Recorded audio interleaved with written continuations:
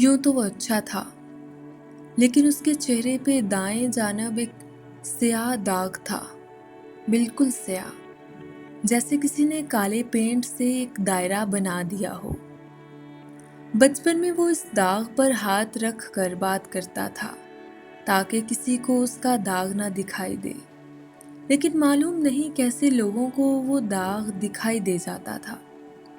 वो साबुन से चेहरे को दिन में कई कई बार रगड़ता कि शायद ये दाग खत्म हो जाए। उसे मालूम ही नहीं था कि भला किस्मत के लिखे दाग भी कभी साबुन से धुले हैं। वो क्लास में छुप कर एक कोने में बैठता कि कहीं कोई उसे देख न ले। क्लास के बच्चे उसे जीरा काला कहकर बुलाते थे। उसकी ख्वाहिश थी कि कोई उसे उसके असल नाम से भी पुकारे, लेकिन ऐसा कभी ना होता। रजिस्टर हाजिरी में उसका नाम ज़हीर दर्ज था, लेकिन जब उस्ताद हाजिरी लगाते हुए उसके नाम पर पहुंचता तो कहता, ओए जीरिया, ओए कालिया, आज आया है कि नहीं? सारी क्लास हंसती और वो तकरीबन रोते हुए कहता, हाजिर जनाब। वो चेहरे का दाग इसलिए भी मिटाना चाहता था कि इस दाग की वजह से उसे बहुत शर्मिंदगी उठाना पड़ती थी। एक बार नलके पर सब लड़के मुंह लगाकर पानी पी रहे थे, सो जब उसकी बारी आई तो लड़के हंसते हुए कहने लगे कि अब इस नलके से पानी नहीं पीना, क्योंकि फिर तो हमारे चेहरे पे भी काले दाग बन जाएंगे। जब वो 18 साल का हुआ तो शनाख्ती कार्ड बनवाने गया। जब वो फॉर्म पुर कर रहा था तो वहां मौजूद क्लर्क ने कहा, भाई तुम्हारा तो बड़ा फायदा हो गया है, शनाख्ती अलामत तलाश करने की जरूरत ही नहीं पड़ती, बल्कि दूर ही से दिखाई देती है। क्लर्क ये कहकर हंसने लगा और ये दुखी दिल के साथ घर आ गया। वो हमेशा दुखी दिल के साथ वापस आ जाता था। वो एहतजाज करना चाहता था, लेकिन वो डरता था कि लोग क्या कहेंगे। वो रातों को रोता रहता था कि लोग उसको एक दाग की वजह से जीने क्यों नहीं दे रहे। उसको कोई भी जो भी टोटका, क्रीम, पाउडर बताता वो जरूर लगाता, लेकिन दाग था कि जूं का तू था। वो अब बड़ा हो गया था। फेसबुक पर उसने प्रोफाइल भी बना ली थी, जिसमें चेहरे का एक रुख दिखाई देता था। मुकम्मल चेहरा दिखाने से उसे डर लगता था। वो अपनी इस तस्वीर पर बहुत लोगों के कमेंट्स डिलीट कर देता था, क्योंकि लोग लिखते थे कि तुमने असल हुस्न तो छुपा रखा है। कोई लिखता, भाई चेहरे की दूसरी तरफ क्या है। वो ऐसी बातें पढ़कर डर जाता और कमेंट्स डिलीट कर देता। इससे पहले कि सारी कहानी एक डरे हुए लड़के की कहानी है जो सारी दुनिया से अपना चेहरा छुपाए फिरता था।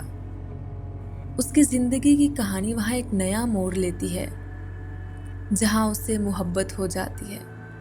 वो सारा दिन उस लड़की की गली में चेहरे के एक तरफ हाथ रख कर खड़ा रहता है, लेकिन उसके अंदर इतनी हिम्मत नहीं थी कि वो इजहारे मोहब्बत कर सके या चेहरे से हाथ हटा सके। सो वो रोज खुद को कोसता रहता था। वो इन दिनों रोज उसे खत लिखता, जेब में रखता और उसकी गली में जाकर खड़ा हो जाता। शाम को वही खत खुद पढ़ता। अगले रोज एक नया खत जेब में होता। उसे अपने दाग से डर लगता कि जब वो हाथ हटाएगा और वो उसका चेहरा देखेगी तो क्या सोचेगी। एक खत में उसने अपने बच्चों के नामों के बारे में भी लिखा था, लेकिन बाद में ये सोचकर मिटा दिया कि अगर वो भी मेरी तरह दागदार चेहरे के साथ पैदा हो गए तो फिर क्या होगा। वो ये सोचकर ही डर गया। फिर एक दिन उसने इरादा बांध लिया कि वो जरूर उसे बताएगा कि उससे मोहब्बत है, ऐसी जैसी फिल्मों में हीरो को होती है। वो कॉलेज से वापस आ रही थी कि उसने उसे रोककर कहा, سنیے، آپ سے ایک بات کرنی ہے، مجھے آپ سے محبت ہو گئی ہے۔ لڑکی نے اس کے چہرے پر تھوک دیا اور کہا، ایسی شکل سے بھلا کسے محبت ہو سکتی ہے؟ اس نے چہرے سے تھوک صاف کی اور روتے ہوئے کہا، مجھے سچ میں آپ سے محبت ہے، میں آپ کے لیے کچھ بھی کر سکتا ہوں۔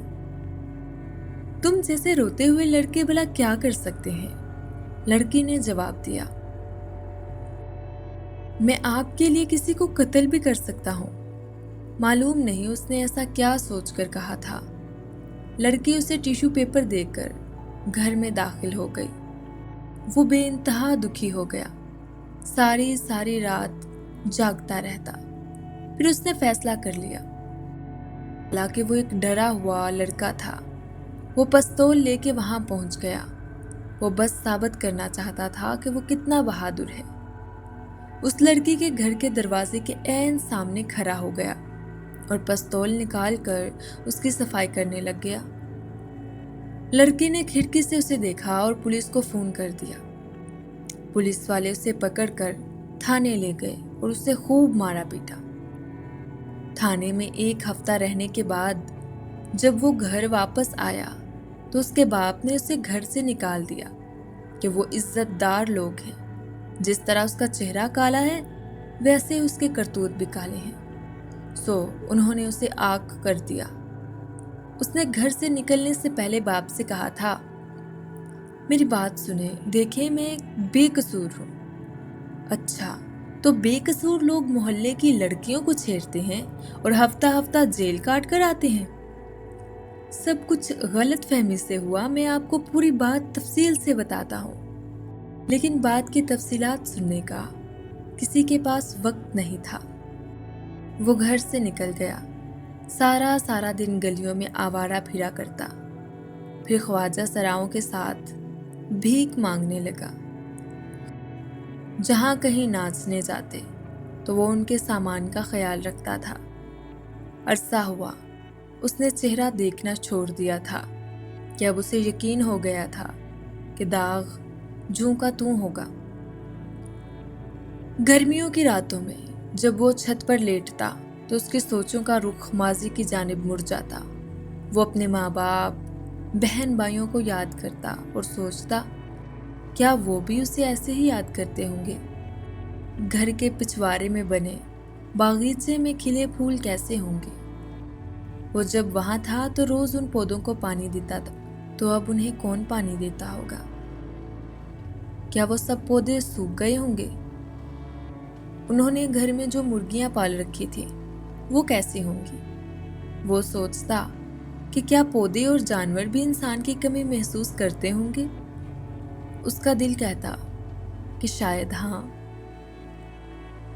پھر اسے وہ لڑکی یاد آ جاتی کہ جس کی محبت میں وہ اسے خط لکھا کرتا تھا، جو کبھی اس تک نہ پہنچ سکے۔ تو کیا اس لڑکی کے دماغ کے کسی نکڑ پر زیرے کالے کی سوچ بھی ابھرتی ہوگی؟ اس کا دل کہتا تھا شاید نہیں، اور وہ آنکھوں سے پھوٹتے چشمے کے آگے بند باندھ کر سو جاتا۔